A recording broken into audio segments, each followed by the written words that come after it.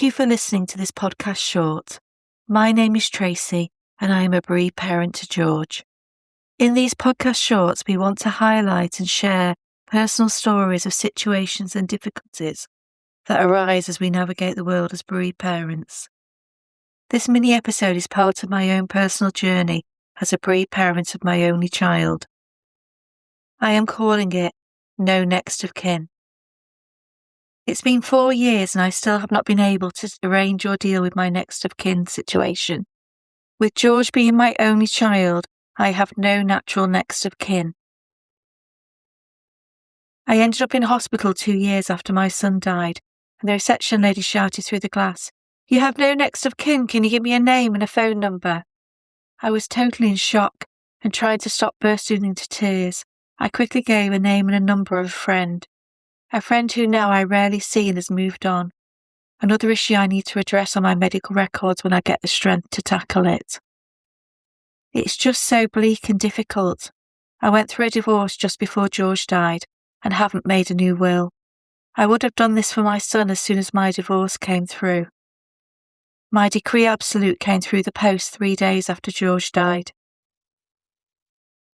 Before Christmas, I helped my adopted mum with her Christmas cards, as she now has dementia.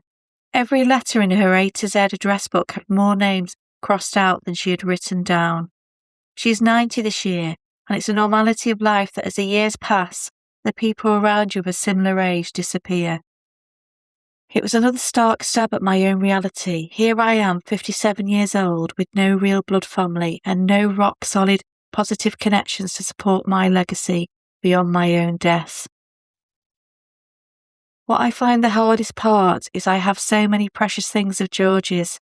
His written thoughts and ideas, his drawings, vinyl collection, and all his unusual items he collected connected to his love of films, gaming and music. I could not bear them being chucked on the tip or sent to a charity shop. My dearest friend and next-door neighbour died last year, and her family have started the very difficult task of clearing the house and the reality of so many possessions and not having the space to keep them.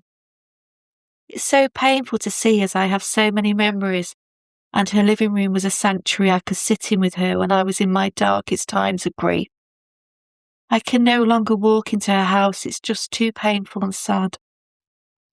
Bringing it back to the now, my financial advisor who dealt with my pension merged with a big company a year after George died, and it's now a call centre that every year they badger me for a phone call. I tried it 2 years ago and it was so hard to explain my situation that I gave up. They just keep chasing me by email, a different name each time. I know I need to tackle this. I have 2 pensions that if I don't name a beneficiary may never reach the right person at all.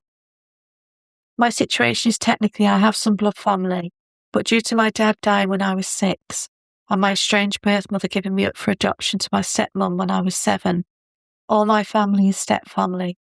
I have some nieces and nephews not blood related to myself.